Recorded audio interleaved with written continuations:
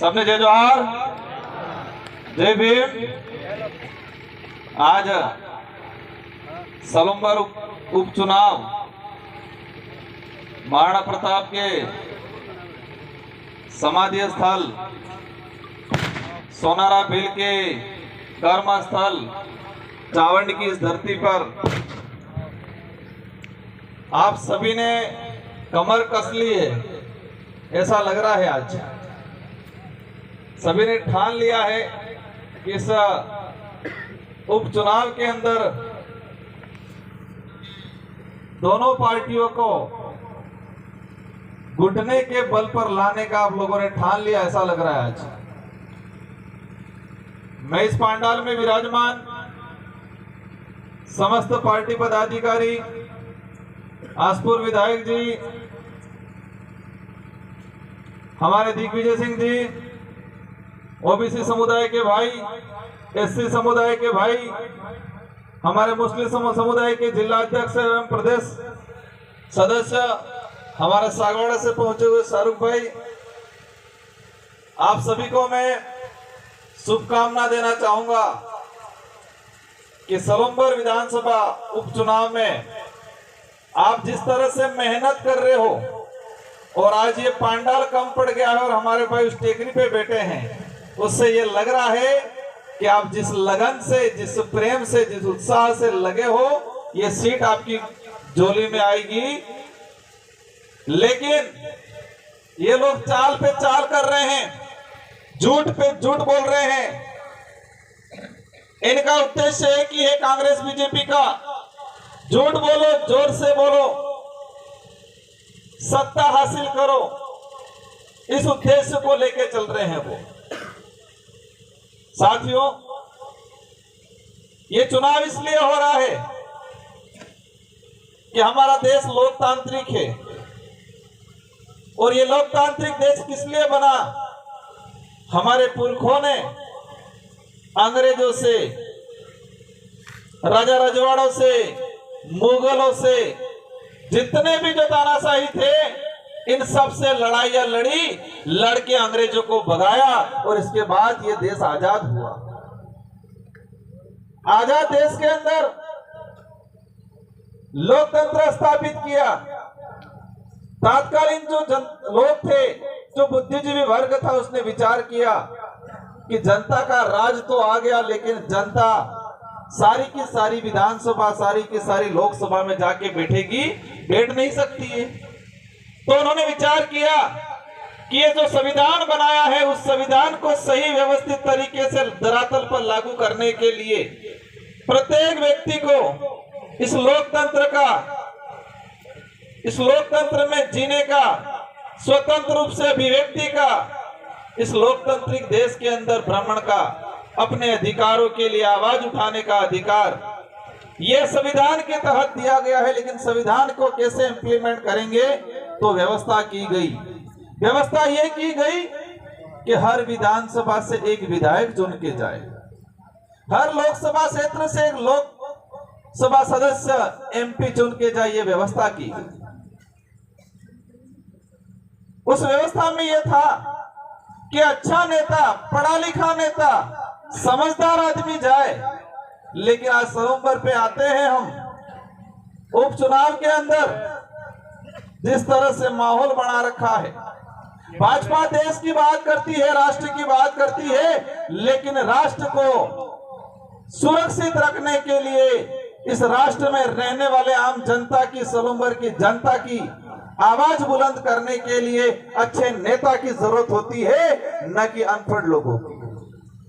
साथियों, जिस तरह से माहौल बना रखा है, हमारे 84 में राजस्थान के सारे नेता और अपने टीएडी मंत्री जी ये भूल चुके हैं कि मैं मंत्री हूं। वो लग रहा है 84 के अंदर एक बाबा बन के घूम रहे हैं। आज इनको डर है, लेकिन 84 की जनता बहुत समझदार है।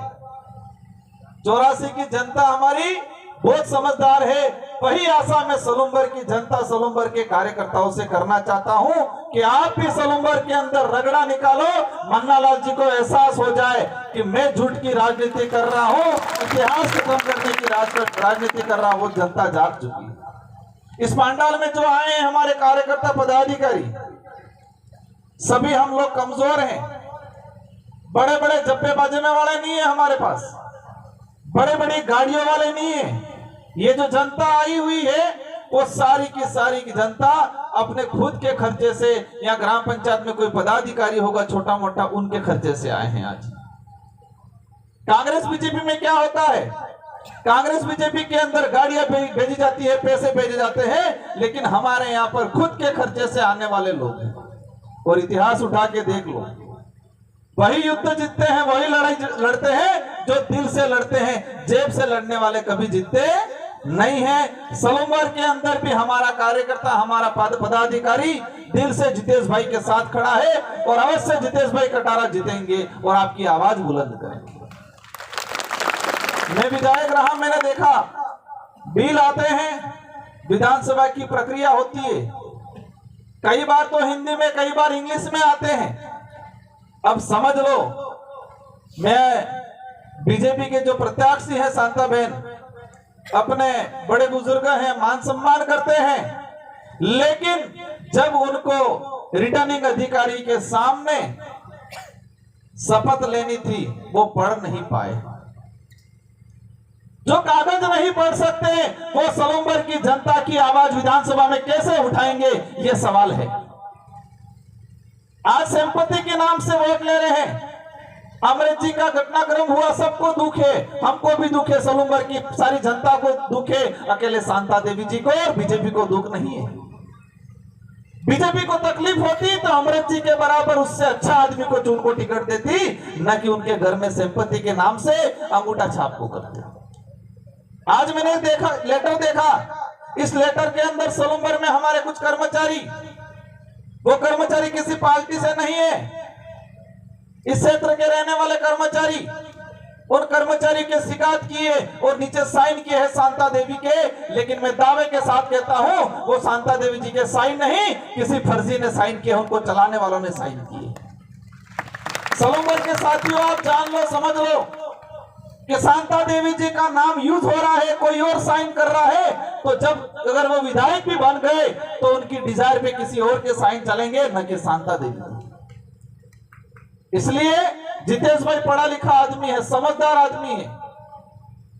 आपकी क्षेत्र की जनता की जो आवाज है वो आवाज बुलंद करेगा, यहाँ की जो समस्या है उसको बुलंद करेगा। आज जयसमंद झील से पानी ले जाने की प्लानिंग कर रहे हैं दूसरे जिलों के अंदर, लेकिन जयसमंद के आसपास हमारे इस इलाके को पानी देने की बात कर रहे हैं ये लोग। हमारी लड़ाई वो लड़ाई है। और आज जिस तरह से भाजपा सत्ता में है, सत्ता में होने के बावजूद भी इन उपचुनाव में लाचार हो चुकी है और लाचार होकर कर्मचारियों को परेशान कर रहे हैं। सुनने में आया है कि आंगनवाड़ी कार्यकर्ताओं को बुला रहे हैं मीटिंग में, सुनने में आया है कि पंचायत सहायक को पाबंद कर रहे हैं, सुनने में आया है कि माँबाड़ी कार्मिक को पाबंद कर रहे हैं, सुनने में आया है कि हमारे जो भी प्लेसमेंट एजेंसी से लगे हुए कार्मिकों को पाबंद कर रहे हैं। लेकिन मैं आज इस मंच से कहना चाहूंगा, माँबाड़ी कार्मिक हमारे बहाने तरसती है उनके सैलरी के लिए, इनकी तनख्वाह नहीं आती है, लेकिन जब भीड़ चाहिए तो माँबाड़ी कार्मिक याद आती है। राजीविका से जुड़ी महिला, उनके लिए भवन नहीं बनाए इन लोगों ने, इनके लिए शौचालय नहीं बनाए, लेकिन जब भीड़ की जरूरत पड़ती है, वोट की जरूरत पड़ती है, तो भाजपा के नेताओं को राजीविका की महिला याद आती है। रोजगार गारंटी की बात करते हैं, जब भी भाजपा की सभा हुई है, अभी रोजगार गारंटी में नरेगा में हमारे मेट कारीगरों को पाबंद करके लेबर लाने का काम करते हैं। साथियों, मैं बताना चाहूंगा ये रोजगार गारंटी किसकी देन है? जिस रोजगार गारंटी को आज बंद करने के कगार पे बैठे हुए हैं भाजपा के लोग, लेकिन जब भी इनको भीड़ की जरूरत पड़ती है तो रोजगार गारंटी की लेबर याद आती है उनको। यूपीए की सरकार में रोजगार गारंटी अधिनियम आया, यूपीए की सरकार, मनमोहन जी प्रधानमंत्री थे, मनमोहन जी प्रधानमंत्री थे। सब कहते होंगे, कांग्रेस वाले कहते हैं कि हमने लागू किया, लेकिन उस समय 17 से 18 पार्टियों ने मिलके मनमोहन जी को प्रधानमंत्री बनाया था, न अकेली कांग्रेस ने प्रधानमंत्री बनाया था। अगर छोटी पार्टियां नहीं होती तो आज देश के अंदर रोजगार गारंटी कानून नहीं आया होता। वो ये बात इसलिए बोल रहा हूं कि कुछ लोग कहते हैं आनंद नानी करी पार्टी हूँ था एम कहीं ये नानी करी पार्टी एटलीस्ट तमे हता दौड़ता થઈ ગયો બાર તમે હતા ખુરશી થકી જાજમ માથે આવી ગયો आए कि नहीं आए। उस समय रोजगार गारंटी जो कानून लाए, छोटी पार्टियों ने वालों ने डिमांड की अगर मनमोहन जी को प्रधानमंत्री बनाना है हम समर्थन करेंगे, लेकिन देश के अंदर रोजगार गारंटी कानून आना चाहिए। आज 2 रुपए किलो गेहूं मिल रहे हैं, वो किसकी देन है? वो छोटी पार्टियों की देन है। वही यूपीए सरकार के अंदर खाद्य सुरक्षा अधिनियम लागू किया गया। छोटी पार्टियां नहीं होती तो आज जो हमें डीलरों के पास जो मिल रहा है वो नहीं मिलता। कांग्रेस वाला जरूर कही थी हमारी देन है, लेकिन अगर उस समय कांग्रेस फुल फ्रेश होती, ना रोजगार गारंटी कानून आता, न खाद्य सुरक्षा अधिनियम कानून आता, और अगर क्षेत्रीय पार्टियां थी इसीलिए वो आए। आज इस इलाके की बात करते हैं हम, किस तरह से हमारा बेरोजगार भाई दर दर भटक रहा है। देश की बात करें, इस इलाके की बात करें, सरकारी सिस्टम को खत्म कर रहे हैं ये लोग। भाजपा के लोग झूठ फैला रहे हैं, कह रहे धर्म के नाम से धर्म खतरे में है। धर्म की चटनी चटा चटा के हमारे यहाँ के ओबीसी के भाई हो, एससी के भाई हो, एसटी के भाई हो, उन सबको आपस में लड़ाने का काम किया है। साथियों, हमें रोजगार चाहिए, अच्छी शिक्षा चाहिए। आज स्कूलों की हालत खराब है इस इलाके के अंदर। स्कूलों में टीचर नहीं है, टीचर है तो कमरे नहीं है। भाजपा के लोग ये बोल रहे हैं क्या कि हमारी डबल इंजन की सरकार है, सारे टीचर भर देंगे? बोला कभी? सारे कमरे बना देंगे? बोला? जब से भाजपा आई है आपने देखा होगा पीएससी, सीएससी, जिला हॉस्पिटल की हालत खराब हो गई है। हॉस्पिटलों में हमारा गरीब आदमी जाता है, गरीब बहन जाती है, उनको समय नहीं मिलता है, वहां टाइम पे दवाई नहीं मिल रही है, जांच वाली मशीन खराब पड़ी है, और कह रहे देश आगे बढ़ रहा है। कैसे आगे बढ़ रहा है? गरीब हालत खराब हो चुकी है। इसलिए आप सबकी जिम्मेदारी है, इस देश को बचाना है, इस क्षेत्र को बचाना है, सलूमबर को बचाना है, और सलूमबर का भविष्य कैसा होगा वो आप लोगों के हाथ में। और मन्ना लाल जी को एक चीज एहसास कराना है, इस इलाके में मंत्री जी बनाए टीएडी के, उनको भी एहसास कराना है कि ये लोकतंत्र है, राजतंत्र नहीं। यहाँ पर तुम्हारी तानाशाही नहीं चलेगी। और तुमने आदिवासी समुदाय को, एससी समुदाय को, दूसरे समुदाय को जो अपमानित करने का काम किया है, वो बदला इस बार सलूमबर की जनता लेगी। लेना कि नहीं लेना है? रगड़ा निकालना कि नहीं निकालना है? निकालना है कि? आप डट के रहना, आप घबराना मत। ये क्या बोलेंगे? पेंशन बंद थी जाए कहीं, जीतू भाई जीती जाएगा तो पेंशन बंद थी जाए। हमारे वहां शुरू कर दिया है। यहां तक बोल गए ये लोग कोरोना आया वो बीएपी है इसलिए आया। गोगुंडा के अंदर वो पैंथर सितरू बीएपी वालों ने छोड़ा इनके। क्या राजनीतिक लेवल आया है इन लोगों का। इस लेवल की राजनीति के घाव का बिल्कुल कमजोर आदमी भी नहीं करता, इस लेवल की गंदी राजनीति। और एक चीज ध्यान रखना, मन्ना लाल जी रावत, उनका एक वीडियो वायरल हुआ था, उस वीडियो में बोल रहे हैं कि आदिवासियों के घर जला दो, उनको लठ मारो। उनको सांसद इसलिए बनाया है। भाजपा क्या चाहती है? भाजपा ऐसे नेताओं पे कार्रवाई करती है। अगर भाजपा आदिवासियों के हितैषी होती, जिस नेता ने आदिवासियों के घर जलाने की बात की, उस नेता पे कोई कार्रवाई नहीं हुई। इससे यह सिद्ध होता है कि भाजपा नहीं चाहती आदिवासी समुदाय के भलाई की। आज ओबीसी के नाम से राजनीति करते हैं, लेकिन मैं भाजपा को कहना चाहूंगा, क्या ओबीसी के मंडल कमीशन की बात कभी की उन लोगों ने? सिर्फ नहीं, धर्म खतरे में यूं कर करके हमारे ओबीसी के भाई, एससी के भाई, सभी भाइयों को गुमराह करके सिर्फ झंडे पकड़ा के नारा लगाने का काम किया आज तक। रोजगार की बात नहीं करते ये लोग, भुखमरी की बात नहीं करते ये लोग। इसलिए आप सबकी जिम्मेदारी है, सलूमबर के अंदर 84 वर्ष हमारा काम लगा देंगे कंप्लीट। तमें पासा पढ़ोने की हो, 1% घबराने की जरूरत नहीं है। वो कहेंगे हमारी सरकार है, चिंता मत करना, जीतू भाई जाएगा, हम सब कंधा देंगे और हम सारे काम लाएंगे, सारे काम कराएंगे। घबराने की जरूरत नहीं है, आपको करने की जरूरत नहीं है। दिल्ली जयपुर वालों को एहसास होना चाहिए कि 84 की जनता तो ताकतवर है, लेकिन सलूमबर की जनता भी ताकतवर है। क्योंकि ये चुनाव जीतू भाई अकेला, भारत आदिवासी पार्टी अकेले नहीं लड़ रही है। ये चुनाव यहाँ की आम जनता लड़ रही है, यहाँ की आम गरीब जनता, आम यहाँ का युवा लड़ रहा है चुनाव। माता बहनों से हम अपील है कि आज से ठान लेना है, घर घर पे अपने रिश्तेदारी में अपना जा संबंध है, हर जगह आपको फोन करके कहना है इस बार ते गेड़िया माते वोट आलवो है। अटली आलवो है कि कांग्रेस ने कैंडिडेट कोई लीवू दीवू नहीं है। बीजेपी ने कैंडिडेट पहले नामांकन दाड़े पूछी पत्रकार क्यों आए हो, खबर उसने यही आप पसे होड़े कोड़े भाई यही के नामांकन बोल ले, ऐसे थोड़ी होता है। जनता का प्रतिनिधित्व करने भेज रहे हैं, वहां जाके भजन थोड़ी करने की ताली बजाएंगे सिर्फ। ये क्षेत्र अंधकार में चला जाएगा अगर ऐसे जनप्रतिनिधि गए। इसलिए आप सबकी जिम्मेदारी है कि अच्छे जनप्रतिनिधि के रूप में भारत आदिवासी पार्टी के प्रतिनिधित्व जीतू भाई कर रहे हैं और आप सबको जिम्मेदारी से इनका साथ देना है। आज ये 5 तारीख हुई, 13 तारीख को चुनाव है। तो जितने अहमदाबाद वाले भाई हैं, अहमदाबाद गए हैं, अहमदाबाद से आ गए हैं, इनसे मेरा अपील है कि अहमदाबाद में आज तक कहीं पर भी कुछ हादसा हुआ है? कभी बीजेपी का पदाधिकारी आया वहां? कभी कांग्रेस का नेता गया वहां? आज तक कोई भी हादसा हुआ है? हर हादसे में भारत आदिवासी पार्टी का कार्यकर्ता खड़ा रहा है और उसने मदद की है। रात की 2-2, 3-3 बजे तक भारत आदिवासी पार्टी का कार्यकर्ता, गुजरात में हमारे भाई के साथ अन्याय होता है वहां खड़ा रहता है, तब कांग्रेस बीजेपी का कार्यकर्ता कहां जाता है?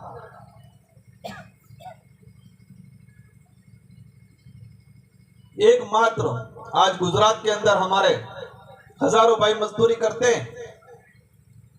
ये लोग चुनाव आते तब तो गाड़ियां लगा लेते हैं, चुनाव आते तब तो दारू बेचते हैं। ये कांग्रेस बीजेपी वाले चुनाव आते तब तो खाने का भेज देते हैं, लेकिन जब हमारा गरीब आदमी जब परेशान होता है तब क्यों नहीं बेचते?